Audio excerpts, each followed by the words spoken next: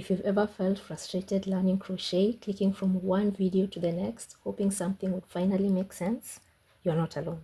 I remember that feeling too. And what changed everything for me wasn't just practicing more, although that helped. It was learning how to read my crochet. Because once you can see what your stitches are doing, you stop guessing and things begin to click. So before we go any deeper, let's take a moment to understand how some of the most common crochet stitches compare, because this really helps everything click into place. So first, we'll start with the single crochet, which is the most basic stitch and the shortest one. It creates a tight, dense fabric, which makes it perfect for projects that need structure, like amigurumi, which are just stuffed animals or stuffies, bags, or edges for crochet projects like blankets and coasters. Think of it as your foundation stitch. Simple, steady, and very beginner friendly. Next, we have the half double crochet, which sits right between the single crochet and the double crochet stitch. It's a little taller than the single crochet and has a bit more stretch, giving it a soft but still structured fabric.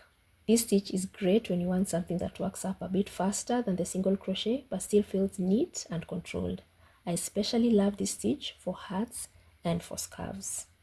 And last but not least, we have the double crochet, which is taller and more open, as you can see from the gaps here. It creates a lighter, more flexible fabric, which means your projects grow quickly and have a nice, lovely drape to them. That's why it's also used in blankets and scarves and so many other beginner projects. It gives you that soft, slightly open fabric, not too tight, not too loose. I've linked the tutorials and a bunch of other basics you'll need to know about in the description box, and everywhere else links can be linked. A simple way to think of them is the single crochet, short and tight, the half double crochet, medium and balanced, and the double crochet, tall and airy. So reading your crochet simply means to understand what you're looking at in your fabric that you've made. It's being able to pause and recognize what the stitch is, where you are in your row, and whether something looks right or is slightly off. And this happens because you're doing a few things all at once. You're recognizing the stitch types, you're counting your stitches and your rows, you're spotting mistakes early, and you're understanding the structure of your fabric. So as you go through this, I want you to just keep looking at the stitches and ask yourself, if you have a project handy, what you're actually looking at from what you have. Now let's build on that and look at what all these stitches we have here have in common, which is the V that you can see over here. You see the V's over here, and you see it also with the half double crochet, and you can see it with the single crochet as well. Each and every one of the stitches that you make in crochet have this V shape, and it's made up of the front loop over there and the back loop over there. The front loop is the loop closest to you, and the back loop over there is the one farthest from you. Both loops together form one complete stitch. But one thing to keep in mind is when you turn your work, your perspective also changes. So what was once the back loop, as you looked at it over here, when you turn your work now becomes the front loop, and what was the front loop now becomes the back loop. When you're working your crochet stitches, you usually work under both loops. So when you're crocheting, you need to be mindful and make sure that you catch both loops and not just one, because if you catch only one, your fabric changes. And if you're ever unsure about where to go, you gently pull your work apart and you'll see a small opening, a natural hole over there, and that's your stitch. You can see it also with the single crochet. If you pull your work apart a bit, you'll see that right under the V stitches over there is the hole where you work your stitch into. Same with the double crochet right over there. And now that you're looking closely at our stitches, this is a really good moment to talk about something that often confuses beginners: the front and the back of your work, or the right side and the wrong side of your work, as it's referred to. A simple way to tell, especially when you're just starting out, is using your yarn tail. The extra length of yarn left when you made your slip knot, this one right here. If the tail is on the left side, as you see it over here, you're facing the right side of your work. And if you turn your work like that so that the tail is on your right side, you're facing the wrong side of your work. So every time you turn your work, the tail shifts from one side to another. So it becomes a really helpful guide, and that's why this beginning tail end is the one I weave in last, because it's a good guide as to where the front and the back of my work is. Now that you have the commonalities out of the way, let's look at each of these stitches individually, starting with the single crochet. And as I mentioned before, it's short, it's tight, and it's very compact. So when you look at it, you'll see again the V right at the top over there. But when you also look at it like this, you'll see the V shape right there. That's what the single crochet looks like. It forms a V on the fabric and a V at the top. If you'd like a full step-by-step walkthrough, I do have a very dedicated single crochet tutorial where we go through it slowly from start to finish. So as I've said, you can look for the V at the top, but with single crochet, you recognize it by the V on the fabric itself. So the single crochet is really wonderful if you want a compact crochet item, as I mentioned, with the amigurumis or the edges of your crochet blankets or projects. It's also wonderful if you want to work the ribbing of sweaters, cardigans, or even hats. To have the ribbing really stretch is to work in the front and the back loops. So you'll notice that if you have a cardigan pattern or a hat pattern, they use the single crochet for the ribbing and they work in the front and the back loops. So that's one of the things you need to recognize with the single crochet.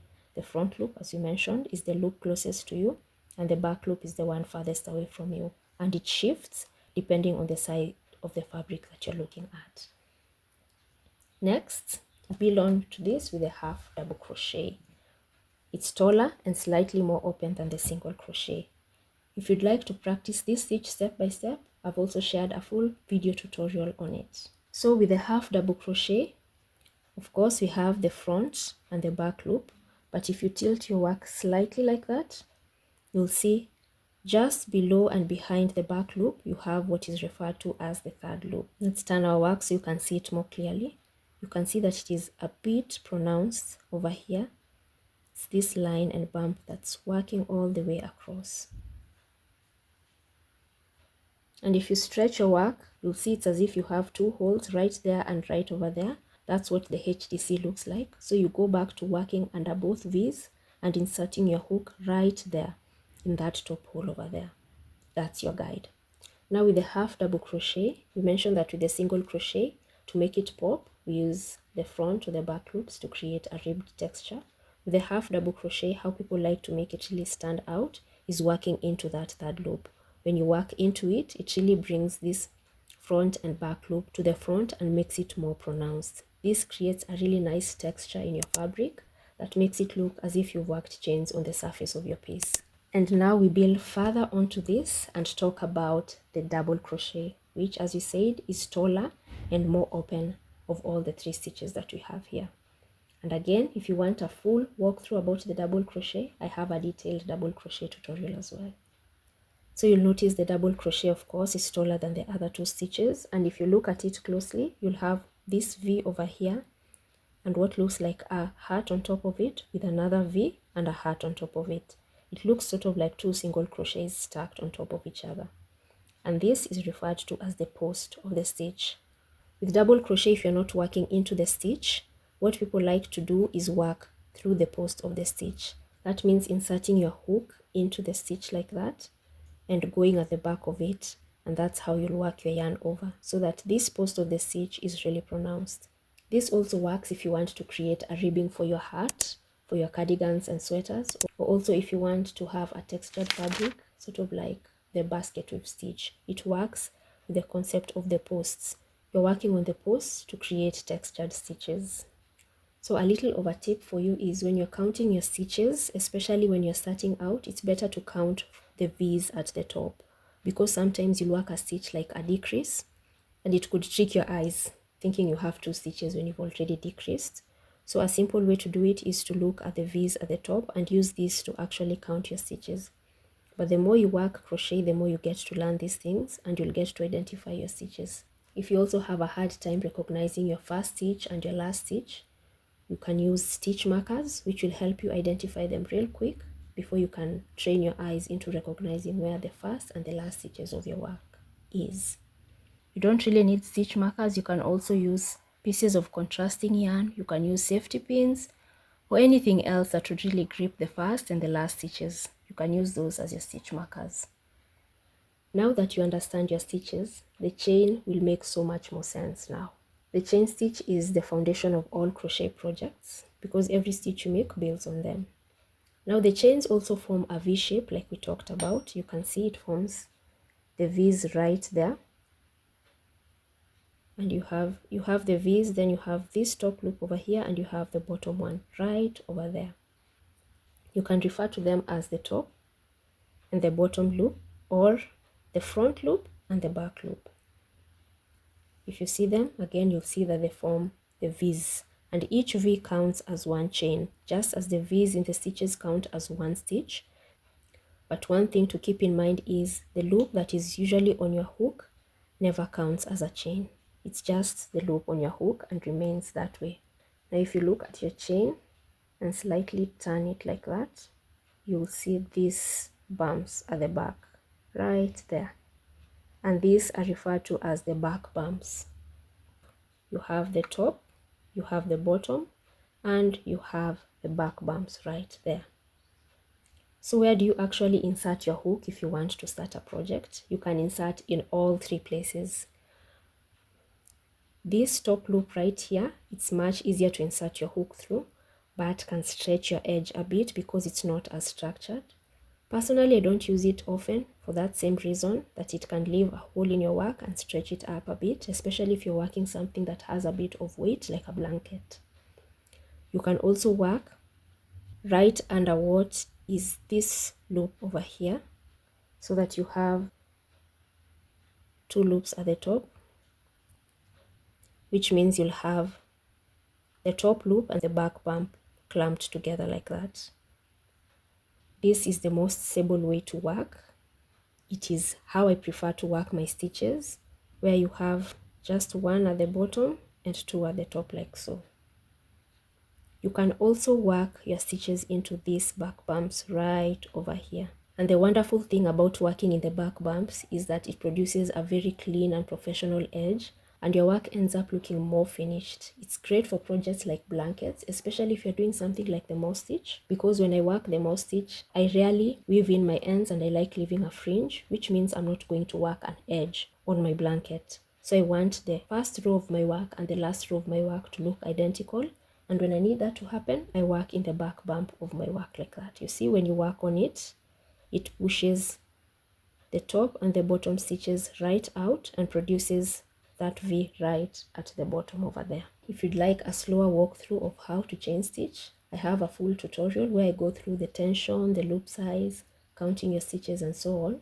And if holding the hook feels a bit awkward, especially if you're starting out, you can also try doing finger chains, which really helps you to build the muscle memory without the pressure.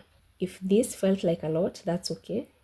Crocheting is something your hands learn slowly and over time, and the more you continue working on the stitches, the more you'll notice these things. I hope this helped you, that you found the information useful and you can actually start to recognize your stitches and know all the parts involved in it. And it's crochet, don't rush it. Take a few minutes after this to look at your stitches, to look at your projects and see which stitches you used, which parts of the stitch you used. Was it the back, the front? Did you go under both loops? And if you're having trouble with something, maybe you can try to identify it now that you know more about the stitches. And every time you work on a project, just practice seeing what's already there and trying to see why the designer used the stitch they actually used.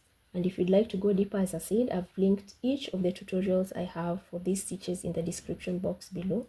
And if you enjoy calm, beginner-friendly tutorials, I also have them listed in the playlist section as well.